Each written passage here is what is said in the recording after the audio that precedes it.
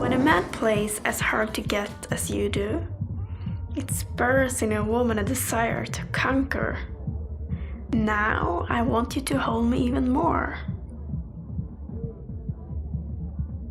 Stop it. Sorry. You can't do that. Well, your last sentence made me think that it was something you would not object to, and since I felt like it would be a pleasant thing for both parties involved, I did. Well, yes, but no. I'm sorry. You can't just assume things even if it would.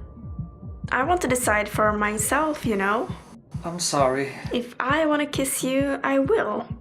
Not the other way around. That's not the way it's supposed to be. I didn't want to offend you in any way.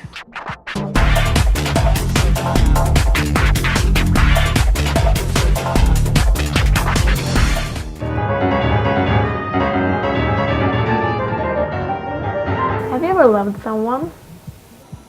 I have loved only once. A girl that I could not have. A girl with a heart of gold. Who was that? I cannot tell you. What's the big deal? Well, first of all, it's utterly embarrassing. Secondly, it's ridiculous, and you will think of me as nothing but pathetic.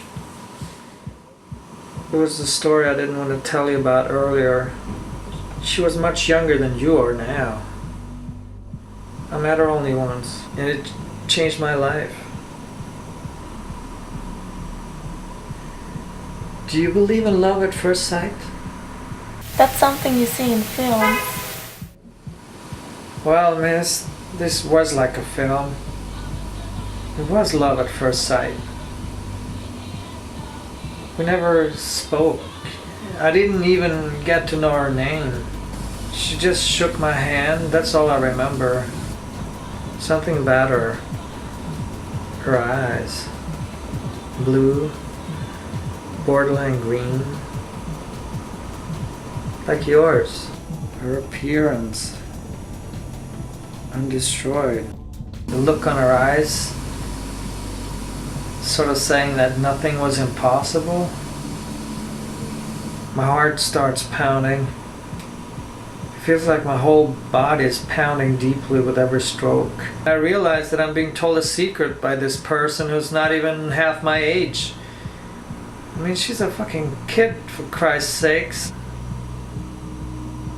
Still, she's telling me the secret of life. Like in a very silent and modest hello, she's telling me that, you know, all that matters is to love all and everything. To me, turns my world upside down. I realize that I haven't loved since I was a kid myself. And that the life I was living was not a life in love.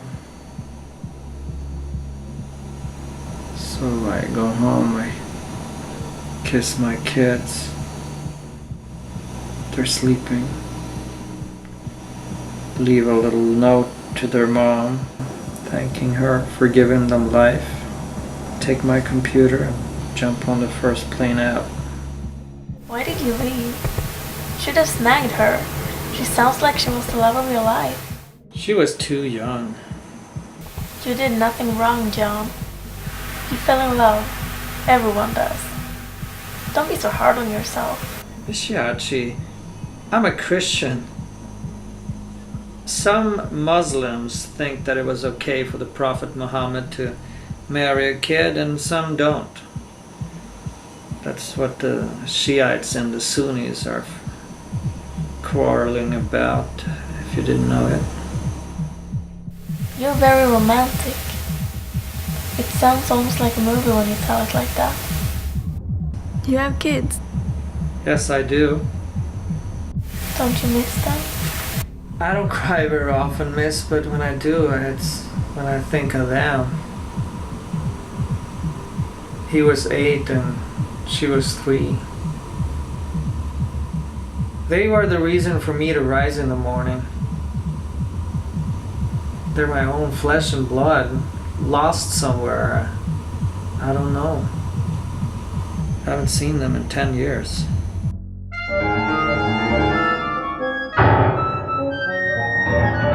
What did you do all these years?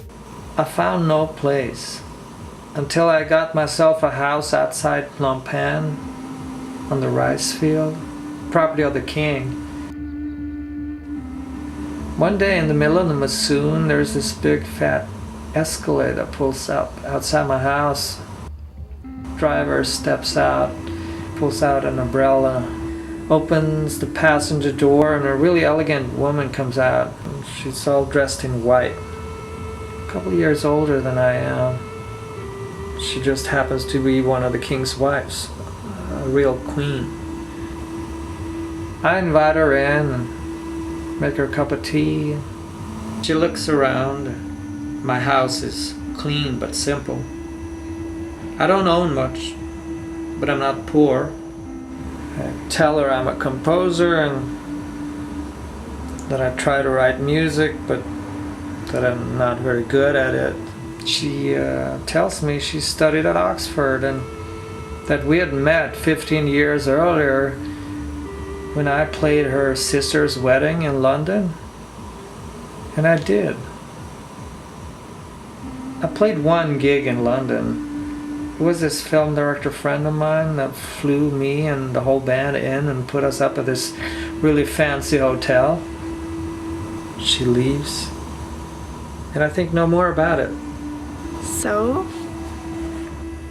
Well, a few days later, the Escalade pulls up again outside my door. It's her. She brings food this time, all kinds of delicacies. We eat. She brings a bottle of wine. We laugh. She's fun. She's well educated in all kinds of literature. Then she's standing by my kitchen sink, telling me how randy she is and that she wants me to take her from behind against the countertop. I think she's joking. I get a little embarrassed and try to laugh about it and tell her that, we should maybe try to keep this on a professional level.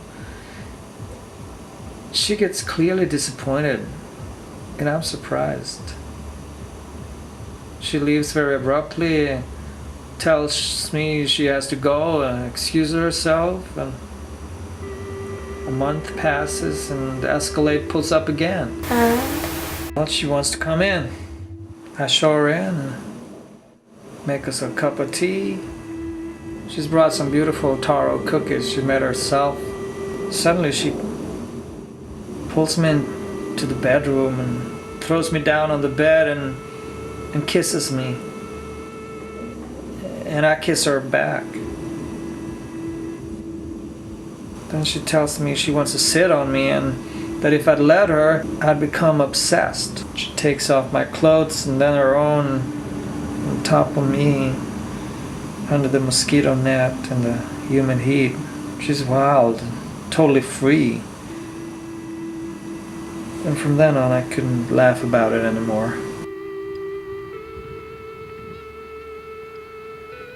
As she left, I realized I was lost in another man's woman.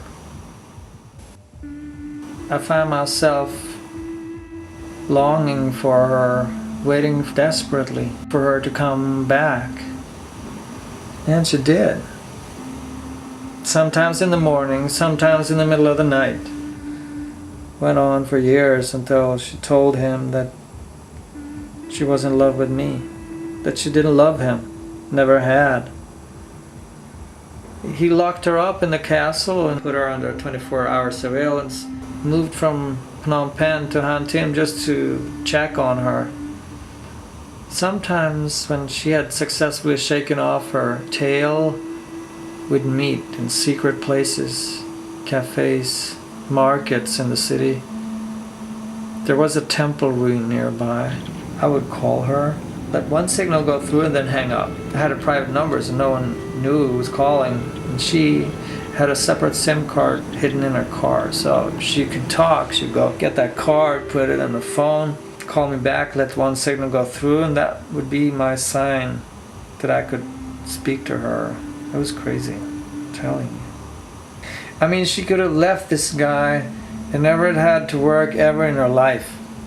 Still, she chose to stay because she couldn't, leave all this wealth for a guy that she loved, because she would lose too much in the process.